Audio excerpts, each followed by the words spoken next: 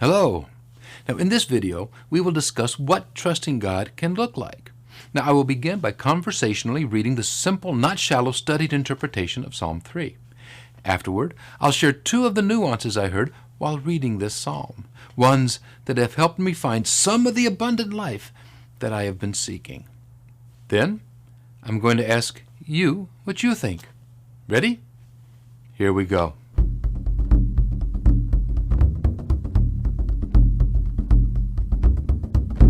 Now, my name is Charles Yerkes, and this is the Simple, Not Shallow YouTube channel.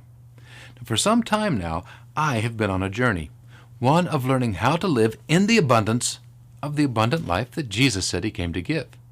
That is, a journey of learning how to love simply, wisely, and well. And the purpose of this channel is to create a community that gets together and talks about finding this abundance. It's a place to catch the excitement of learning to love. Thank you for joining me. So, trusting God.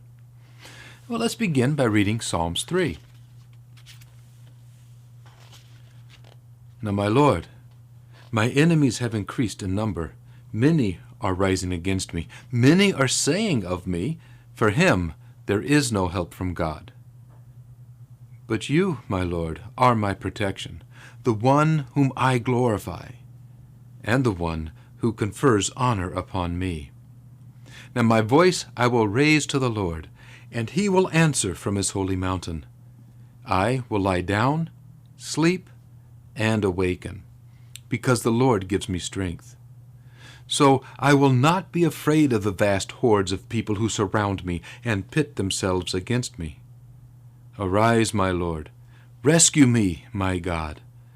For it is you who strikes all of my enemies on the cheek, bringing disgrace upon them. And it is you who smashes the teeth of the wicked, making them powerless. Deliverance and rescue comes from God. And my Lord, your blessing is upon the people. Studied interpretation of Psalms 3. Ready for some nuance? I hope so, because here we go. Now, I simply love the phrase, I lie down, sleep, and awaken, because the Lord gives me strength. See, he trusts God so much that even as his problems are growing, he trusts God enough that he is not kept awake at night. He does not lose any sleep worrying about it. Now, don't skim over this. How many times have you had something so preoccupy your mind that it kept you up at night? Now, I don't want to overemphasize this or get real cheesy, but what a perfect example of what it means to trust. David's problems were very real. His enemies were increasing in number, and they were taunting him about his helplessness. Yet, instead of freaking out, he remembers who God is, how he has protected him in the past, and even how he confers honor upon him now. He knows God has helped him in the past, so he knows that he will help him now. And it is because he is certain of this. He knows that he can simply pray and leave it with God. And it is because of this that he has the strength to lie down, the strength to sleep, and the strength to arise and face a new day. That is deeply profound. And I often find this much harder to do than to say. I mean, there is always some thought spinning in my head that, I should have done more, or maybe it's just agitated over how wrong the situation is, or, well, the list of what can occupy this brain goes on and on.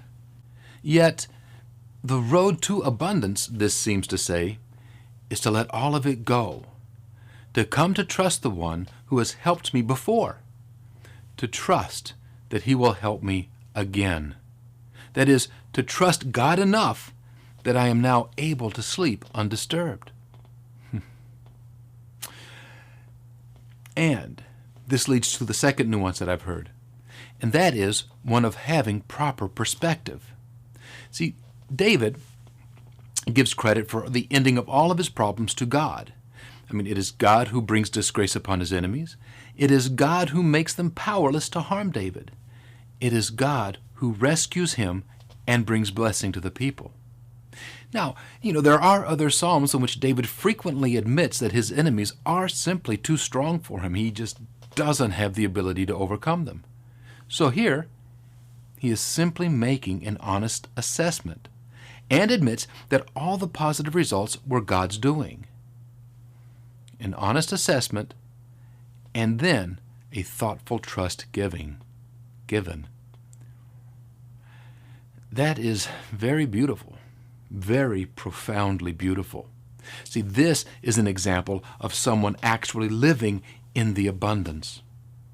Now, thinking back to Psalm 1, this is where musing on God and His Word, abiding in Him, well, it all comes in handy. For we have to know someone before we can truly trust them. I mean, that's how people work. That's simply how we are. And so, part of trusting God is getting to know Him. And once you know Him, then you're able to trust Him. Then you can make those honest assessments about yourself, and you can know how little you actually do and control in your life, and how much God actually helps and takes care of you. And then you're able to let it all go and realistically trust Him to take care of everything. Now, I need to say that this isn't a call for an abdication on your part. This isn't a call for you to do nothing. See, as I've read about David and his life in other books of the Bible, I am struck by the fact that he always did whatever there was at hand to do. Sometimes he even actively sought God's advice as to what there was at hand to do. He would do this, and then he trusted God to take care of what was not at hand. To know, to trust, and to do. That was actually 3 nuances, wasn't it? Well, there you go. And there you know an excellent example of what trusting in God looks like. Now, does this ring true to you? If not, why not? I mean, do you have another take on this particular psalm? Did you hear other nuances than what I read? I would love to hear what you have to say and what you think. So please tell me in the comment section below. And I have something also very exciting to share. The first of these studied interpretations, the first 25 Psalms of them, are now available in book form, both in printed book and ebook. So, you can follow along as they're being read. Indeed, I was reading from Psalm 3 out of this book. Now, this is the first of what will be 6 volumes, each containing 25 of the Psalms. Now, I will link to this in the description box below if you want to get one. Also, if you liked this video, and you liked what you heard, liked what you saw, please click the like and subscribe button. And once you click that subscribe button, make sure you click that little gray bell icon that pops up, for this will tell YouTube to notify you each and every time a new video is posted. And one final thing. Please pray for me, that I stay honest and true to what we are reading. Better men than I have started off very well, and then have fallen. Please ask God to help me stay humble, honest, standing, and conversational. Thank you. Well, until next time, love simply, love wisely, and love well. For that is where excitement and meaning dwell.